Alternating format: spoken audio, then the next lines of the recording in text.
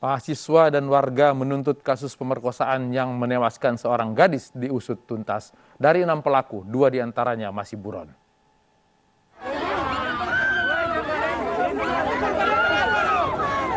Puluhan pengunjuk rasa terlibat saling dorong dengan aparat kepolisian di depan Mapolda Maluku Utara siang tadi. Para demonstran menuntut aparat agar mengusut tuntas kasus pemerkosaan yang berujung dengan kematian korban. Dari ke-6 pelaku perkosaan, 4 diantaranya telah mendekam di jeruji besi. Programnya sangat bagus sekali. Dari 4 pelaku, 4-4-nya sudah ditahan. Sudah jadi tersangka kan? Sudah ditahan, artinya sudah Jadi tersangka. jadi tersangka. Terus sudah dua. Tapi Kapolres bilang ada 6 tersangka, 2 kan masih buron. Perkembangannya sampai sekarang bagaimana?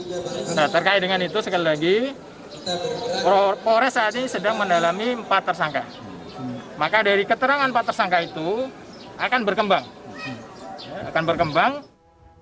Sebelumnya seorang perempuan di Halmahera Tengah, Maluku Utara meninggal dunia usai diperkosa sejumlah pria.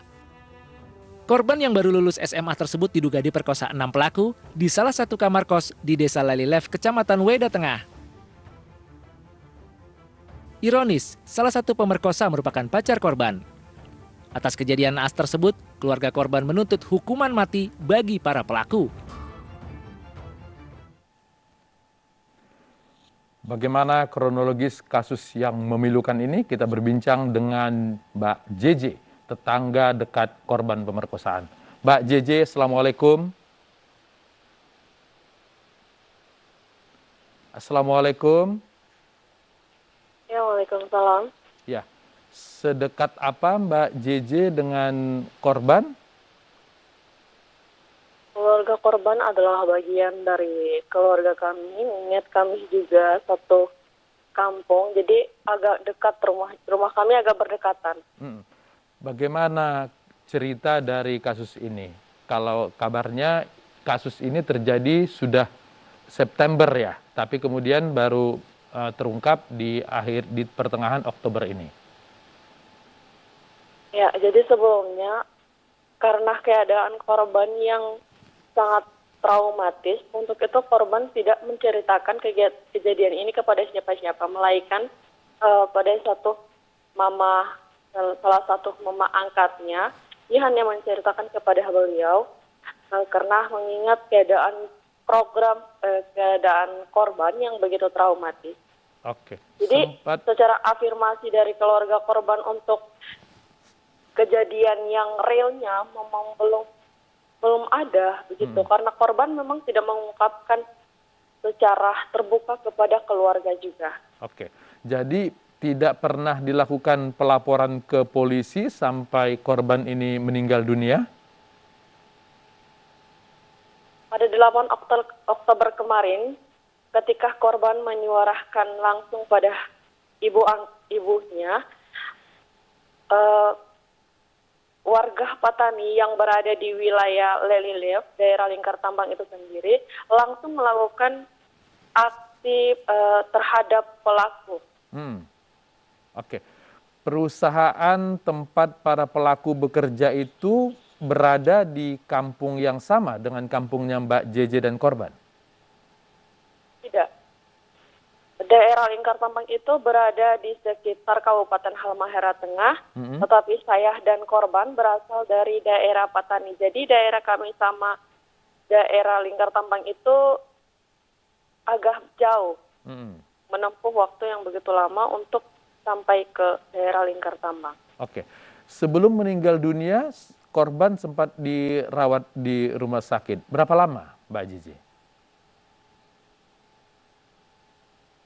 Sebelumnya korban pernah dirawat di rumah sakit Weda, Kabupaten Halmahera Tengah. Terus kemudian korban dirujuk di rumah sakit Gilah di Provinsi Maluku Utara, yaitu Sofifi. Terus kemudian korban juga dirujuk ke Rumah Sakit Umum Ternate, mengingat karena keadaan korban yang memang cukup memprihatinkan. Oke, jadi selama korban sakit itu tidak pernah terceritakan apa yang membuat korban ini sampai sesakit itu?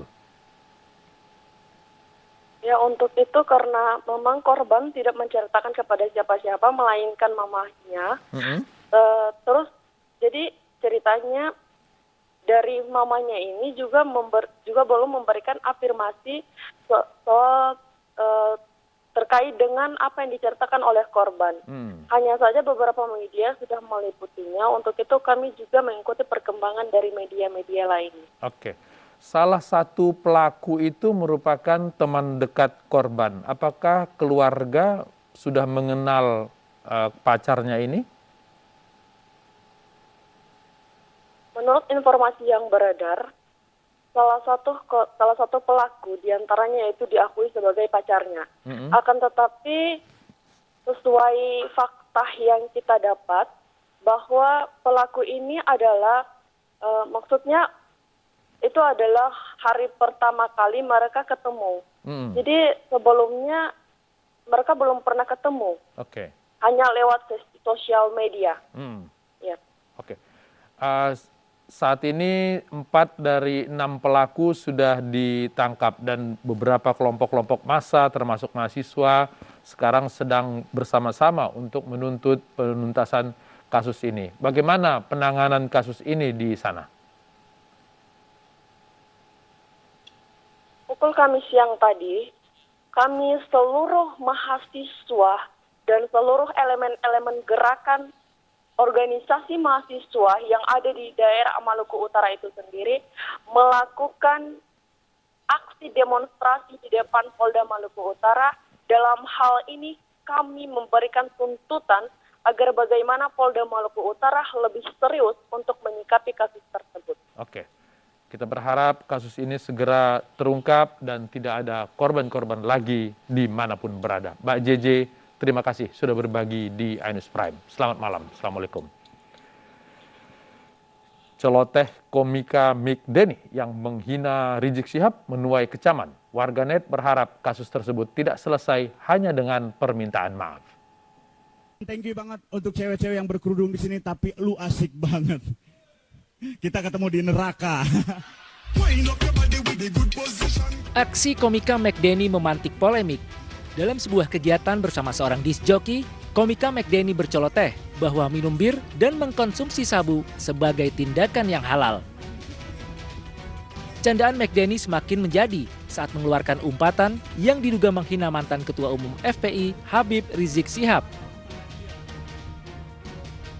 Ulah komika yang pernah tersandung kasus narkoba tersebut pun membuat warganet geram. Sejumlah warganet berharap kasus tersebut diusut dan tidak berakhir hanya dengan permintaan maaf. Hingga saat ini, akun Instagram McDenny masih terkunci dan tidak dapat diakses dengan bebas. Apa yang akan dilakukan oleh kuasa hukum Habib Rizik Syihab? Kita akan berbincang dengan Novel Babukmin. Bang Novel, selamat malam. Assalamualaikum. Waalaikumsalam warahmatullahi wabarakatuh. Gimana kabar? Kami baik-baik di sini. Mudah-mudahan baik juga di sana ya. Oke, Bang Novel. Apa yang akan dilakukan terkait dengan penghinaan tersebut? Jadi kami lebih fokus terhadap penghinaan agama ya. Karena itu sudah diatur oleh Undang-Undang dijerat pasal 156A KUHP dengan ancaman maksimal 5 tahun. Karena pasal ini kita melihat kalau dijalankan maksimal bisa menimbulkan efek jerak terhadap pelaku-pelaku dugaan terhadap penista agama. Karena yang disinggung itu adalah masalah hukum. Hukum Islam atau syariat Islam berkenan dengan miras, juga dengan sabu, juga berkenan dengan masalah hijab ya atau jilbab buat perempuan. Adapun mungkin kasus penghinaan terhadap Habib Rizik, saya pribadi tidak begitu untuk mengambil langkah jauh ke depan karena resiko daripada perjuangan penghinaan ini, dan juga kita nggak mau ngeladen orang-orang yang modal-modal berbau sampah seperti itu. Akan tetapi kita fokus untuk masalah pengaduan terhadap penistaan agama. Adapun penghinaan terhadap Habib Rizik juga kita melihat ada delik aduan di situ. Delik aduan yang tercantum dari pasal 315 KUHP, pasal 310 juga Undang-Undang ITE. Undang-Undang ITE pasal 27 ayat 3. Itu juga berkenaan dengan penghinaan terhadap seseorang di depan umum. Ya, nanti juga akan kami pertimbangkan karena jerat daripada pasal 27 ayat 3 itu adalah maksimal junto, pasal 45 itu adalah 6 tahun penjara. Oke. Bagaimana Indonesia bisa menjadi negara yang bukan lagi sebagai surga buat penista agama? Ya. Jangan dijadikan alasan orang-orang yang terlibat dari narkoba itu tanpa sadar melakukan penghinaan terhadap agama, penghinaan terhadap ulama. Sudah Karena dilapor kalau kita ke melihat, polisi, Bang Novel? Ya, nanti kami akan komunikasikan untuk mengkondisikan, melaporkan pasal-pasal yang diduga terkait penghinaan terhadap agama, juga penghinaan terhadap ulama. Selain Itu kami akan, siapa yang nanti akan kami prioritaskan, penghinaan terhadap agama atau memang nanti penghinaan terhadap ulama atau penghinaan terhadap seseorang. Gitu. Ya, Karena ini semua delik ya, aduan, karena delik aduan itu Habib Rizik sendiri yang harus lapor. melaporkan. Oke. Masalah pasal 310, pasal 315 itu delik aduan yang Habib Rizik sendiri yang harus lapor, ataupun nanti bisa dikuasakan kepada kuasa hukumnya untuk melaporkan, gitu. Ya, selain melihat video yang beredar saat ini di sosial media, apakah ada upaya lain yang dilakukan oleh Bang Novel dan kawan-kawan untuk mengetahui kejelasan dari kasus ini? Ya, jadi ini kita melihat agar polisi juga bisa dengan sergap untuk menindak pelaku-pelaku yang bisa mengacu kepada perpecahan anak bangsa. Begitu juga terlalu membuat bikin gaduh. Karena nggak selesai. Kasus penistaan agama ini Indonesia sudah menjadi surga buat penista agama. Bukan lagi yang dilakukan oleh narkoba. Akan tetapi dilakukan oleh orang-orang yang saya laporkan. Ada beberapa orang yang saya laporkan. Hanya tidak ada yang dijerat oleh daripada hal-hal yang sangat membuat efek jerak. Ahok cuma 2 tahun penjara, pasal 156A, padahal maksimal 5 tahun. Bahkan selaku pelaku agama, seorang muafik pun bisa menghina agama dengan dalih agama. Begitu juga Ade Armando, Victor Leskodat, Sukmawati, semuanya terbebaskan sehingga muncullah orang-orang yang semakin deras menghina agama. Saya melihat orang-orang seperti ini sudah diduga terpapar model-model paham komunisme gaya baru. Karena hanya komunisme yang memang tujuannya menghina agama dan ulama. Karena agama lain pun masih sangat melakukan toleransi, tidak melakukan daripada penghinaan agama, kecuali oknum-oknum hanya individu pribadi. Karena ajaran agama apapun tidak boleh untuk saling menghina agama. Ya. Dan Indonesia ini adalah negara yang berketuhanan yang Maha Esa.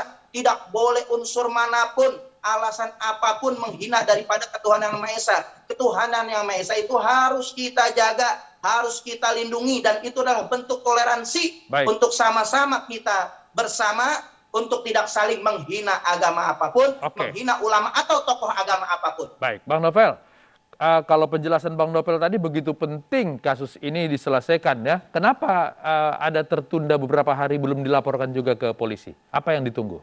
Ya, kami nanti kan akan koordinasikan karena banyak juga kita melihat ini banyak laporan yang sangat boleh dikatakan kita hampir putus asa lah ya laporan untuk diterima gitu.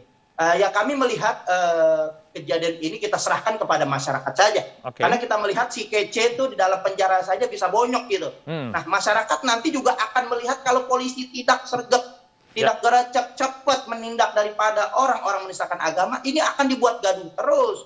Nanti akan timbul masyarakat yang melakukan pengadilan jalanan.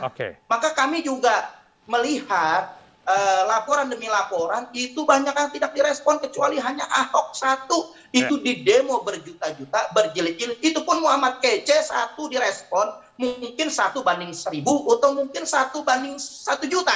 Dan itu pun ada barter yang namanya Yahya Wali ini pun dijebloskan penjara dengan alasan yang sama. Nah kita mempertimbangkan kita mempertimbangkan untuk lapor atau tidak. Mungkin ada yang kita mengarahkan untuk masyarakat bisa mendidik masyarakat untuk bisa membuat laporan. Karena ini negara hukum, bisa dilakukan oleh siapa saja. Karena ini negara hukum, tentu saja pelaporan ke polisi adalah jalan terbaik untuk mengatasi penistaan agama seperti ini, Bang Novel. Kami sudah ikuti prosedur hukum. Dari apapun selalu kami taat kepada prosedur hukum apapun.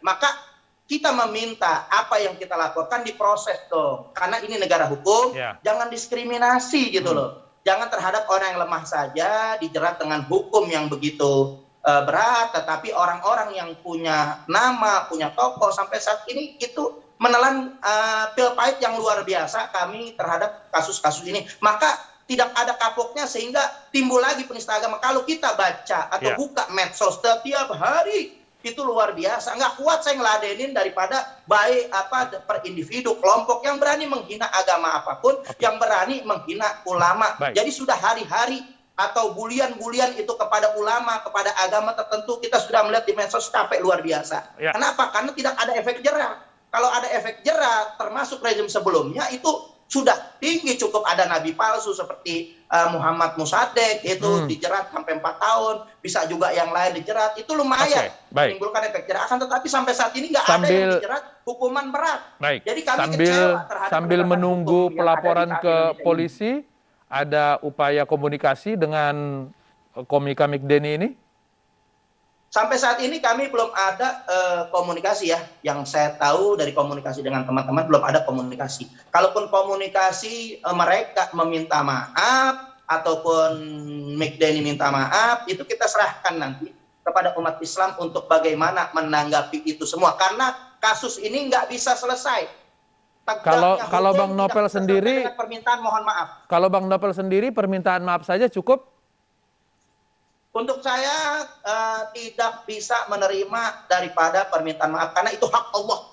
Agama yang dihina itu adalah Allah. Saya nggak mau melancang untuk menerima maaf karena tidak ada tebusannya. Untuk syariat Islam, hukum Islam tidak ada tebusannya buat penista agama kecuali hukuman mati. Gitu. Baik. Bang Novel Bang Mukmin, terima kasih sudah berbagi di iNews Prime. Selamat malam, Assalamualaikum. Waalaikumsalam warahmatullahi wabarakatuh. Selegram Rahel V-nya segera diperiksa polisi terkait pelanggaran karantina. iNews Prime segera kembali.